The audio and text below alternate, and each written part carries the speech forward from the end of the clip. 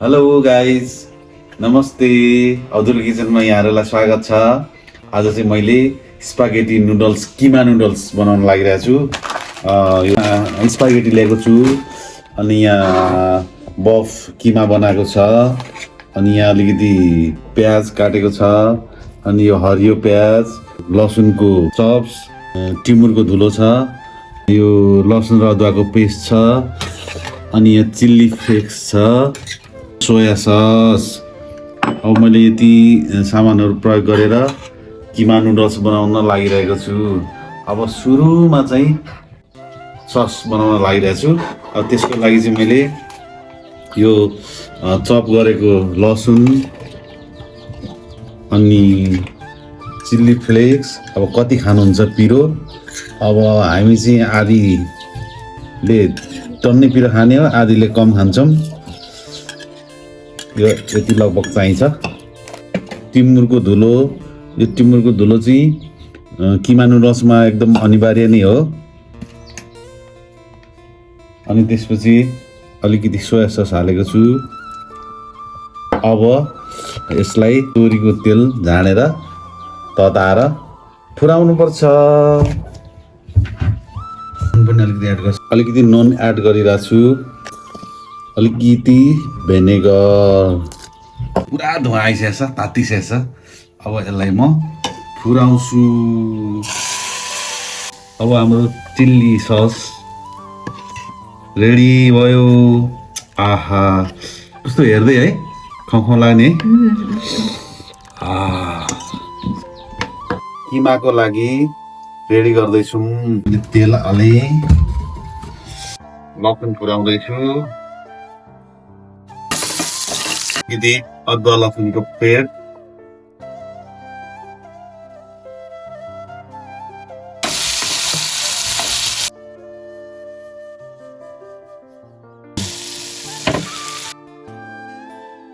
किमा यसरी मजाले भुन।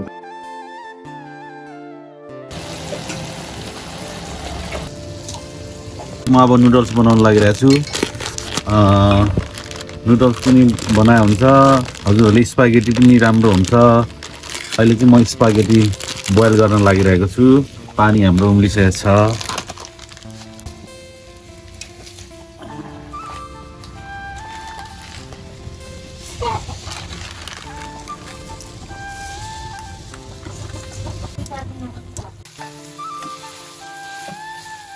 अहिले मजाले ब्राउन कलर हुने गरी फ्राई गर्नुपर्छ।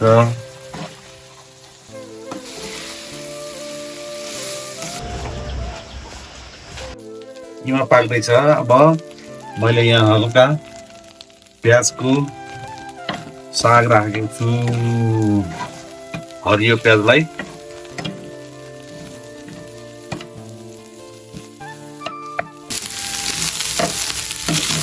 नुन एड गर्दैछु।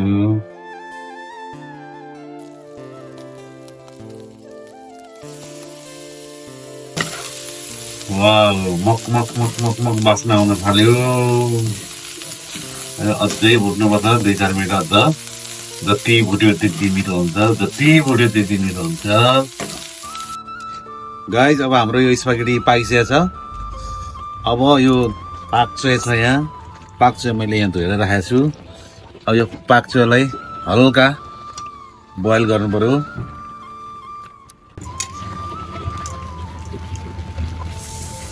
आज स्पागेटी बोइल भइसकेको छ।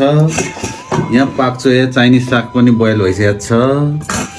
अनि छुइ जोकेर यहाँ किमा, बफ किमा पनि मजाले फ्राई भएको छ। अब हामी खान लागेको छौँ।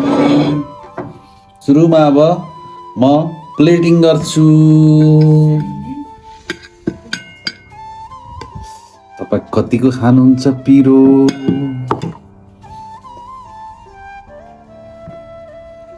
स्पागेटी, अब किमा, अब त्यसपछि पाक्चुए, अब त्यसपछि फेरि चिल्ली सस। वाओ,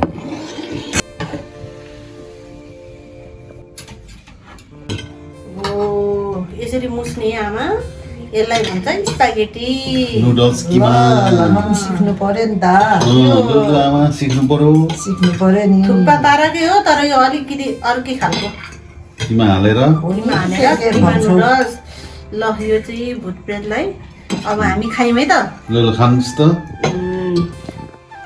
होस् त एउटाले खानु दुईटाले खानु हो एउटा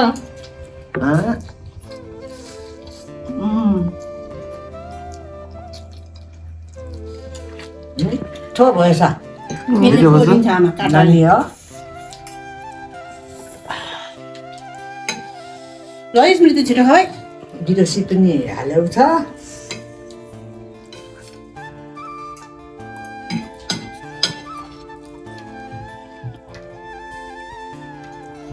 जी कस्तो लाग्यो किमा नुडल्स मिठो लाग्यो किमा नुडल्स अझै म किमा थपिदिन्छु नुडल्स पनि छ नल्ला चाहिँ खानुहोस् है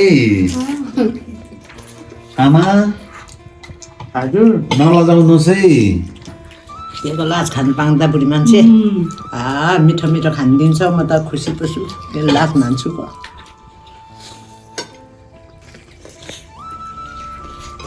हाम्रो भिडियो अन्तिमसम्म हेरेर यहाँहरूले साथ दिनुभयो यहाँहरूलाई धेरै धेरै धन्यवाद र नयाँ भ्युअर्सहरूको लागि हाम्रो भिडियो मन पर्यो भने प्लिज लाइक कमेन्ट सेयर र सब्सक्राइब गरिदिनु होला थ्याङ्क यू